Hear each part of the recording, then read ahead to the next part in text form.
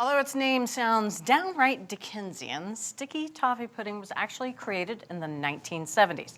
Now, the name of the author, though, is a little bit of a mystery. It reads like an Agatha Christie book. But here to solve the mystery is Keith. Yeah, so this is an English pudding or an English dessert. It's not an American pudding like chocolate or vanilla.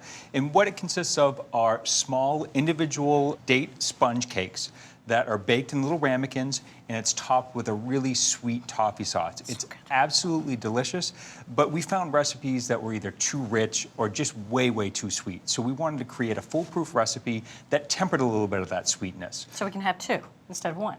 You can have three if you want.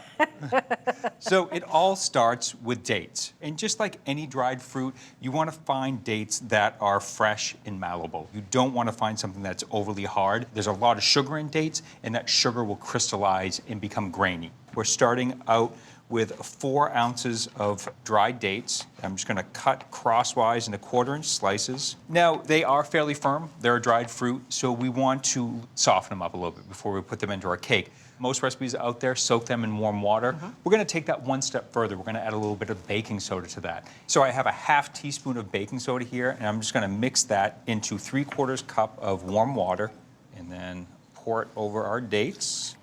It's true. Dates have that little bit of that hard, almost skin-like texture on the outside, so this is really going to soften it. Yeah, it's pectin-based, so it's acidic, and that's going to react with the alkaline baking soda, and it will soften up. We're just going to let that soak for 5 minutes. Okay. And we can move on to our dry ingredients. I have 1 1/4 cups of all-purpose flour here. To that, I'm going to add a 1/2 teaspoon of baking powder, and that's what's going to leaven it, and a 1/2 teaspoon of salt. Just going to stir that around really quickly. Okay, our dates have been soaking for 5 minutes. They're softened and they're ready to go, but we wanted actually more date flavor. I have another 4 ounces of dates here that I've chopped up, and I'm gonna buzz these in the food processor to break them down, really distribute that date flavor throughout the cakes. And I'm gonna put in light brown sugar, give the food processor something to work with. 3/4 cup of light brown sugar here. So 45 seconds, and these will be broken down, and it's gonna look like damp sand. Okay, it's been about 45 seconds, and yeah, that looks like damp sand. So now we are going to add the liquid ingredients. I don't want to get rid of this soaking liquid. It has a lot of date flavor, so we're actually going to use that as the base for our cake. We're just going to process about 15 seconds until it's smooth. Take that off, scrape down the edges, make sure that there are no stray dates. Okay, and I have 2 whole eggs here, and I'm adding 4 tablespoons of melted unsalted butter and 1 1/2 tablespoons of vanilla extract. Really plays well with the brown sugar. So I'm just gonna process 15 seconds until it's nice and smooth. Okay, everything is incorporated. We can go over to our dry ingredients now. I don't wanna forget our soaked dates. I'm just gonna fold this together until everything is moistened. We don't wanna overmix this batter. So we're going to make individual cakes, and we're going to do that in a roasting pan. I have 8 6-ounce ramekins that we've put some butter in and then floured. You can use a ladle, but a portion scoop is a much wiser choice. These are 6-ounce ramekins, and we're going to be about 2/3 full when we're done here. You can really see the baking soda starting to react with the other acidic ingredients. You want to bake this pretty soon after you mix it, because you're right, that baking soda will act almost instantaneously. We are going to actually steam these puddings. There are recipes out there that bake them straight, just on a rim baking sheet, dry in the oven. We didn't like the texture. We wanted a moister texture. So what we have here is a roasting pan that we've lined with a towel, and the towel is just there to help things from skidding around. So can I ask you to pour some water in here? We want to come about a 1/4 inch up the sides of our ramekins. Just pour right in the corner, and it'll all fill in, right? Yep. Okay, that looks good. All right. One last thing, we are gonna tightly cover this with some foil.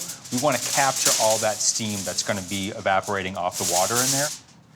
Okay, so I think we're ready to bake this. We're gonna go into a 350-degree oven, middle rack. They're gonna bake for about 40 minutes until the cakes puff up, and when we touch the top of them, they'll be firm, but still a little bit moist. It's been 40 minutes. With anything that has foil and steam, you want to make sure that you open it away from you. Steam burns are not pretty. No, they sure aren't.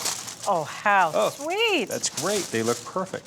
They've risen up quite a bit from where they were when we put them in raw, and they should be firm to the touch. Still a little moist, but we want to get these out of here. We don't want to keep them in that water because we don't want them to overcook. Okay. The best tool I find is canning tongs if you have them. They're perfectly designed for this.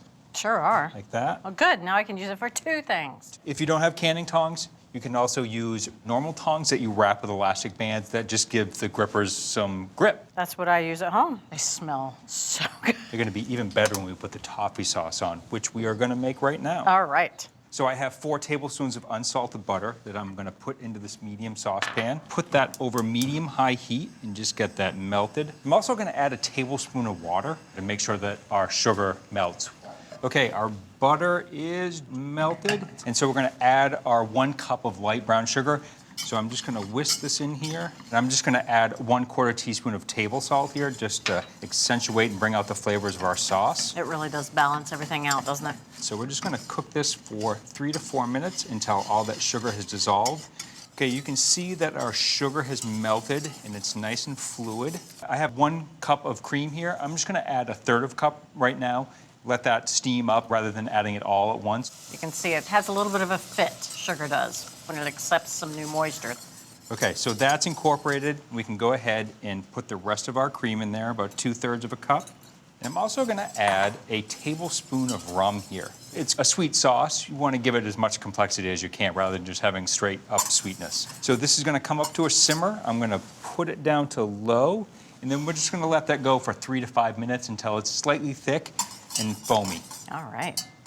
Okay, so it's been about 3 minutes. You can see that our caramel is nice and foamy. It's gotten a little darker and a little thicker. I'm just gonna cut the heat off.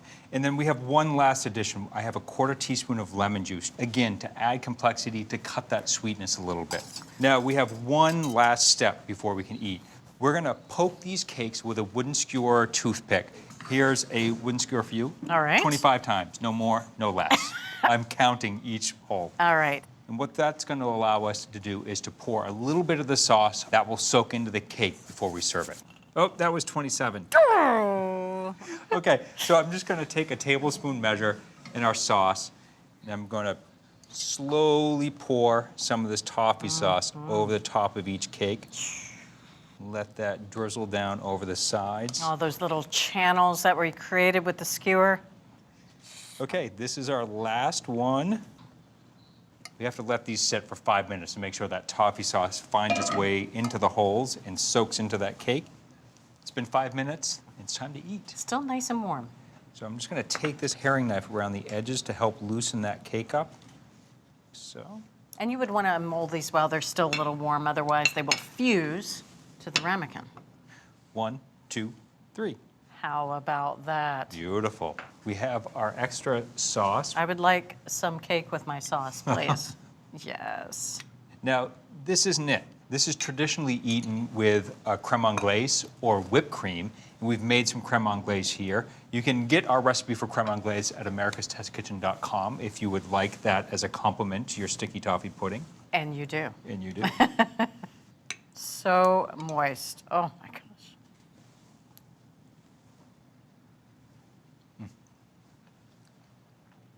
This is the epitome of luxury on a plate. It's rich, it's buttery, it's a little bit spiced with the rum and the brown sugar, that little molassesy kick. The cake is not overly sweet, while the toffee sauce is, so it balances everything out. Keith, this is magical. This is absolutely pure magic. Great, I'm glad you enjoyed it. Thank you so much. Now, to ensure plenty of flavor in the sticky toffee pudding, soak dates with baking soda, then grind more dates with brown sugar. Add eggs, butter, and the date soaking liquid, then combine with flour, baking powder, and the softened dates. Scoop into ramekins, bake in a water bath, then poke holes, 25 in each cake. Pour an easy toffee sauce over the top, invert, and serve with a beautiful creme anglaise. From our test kitchen to your kitchen, a properly perfected sticky toffee pudding. Thanks for watching America's Test Kitchen. What'd you think? Well, leave a comment and let us know which recipes you're excited to make, or you can just say hello. You can find links to today's recipes and reviews in the video description. And don't forget to subscribe to our channel. See you later. I'll see you later.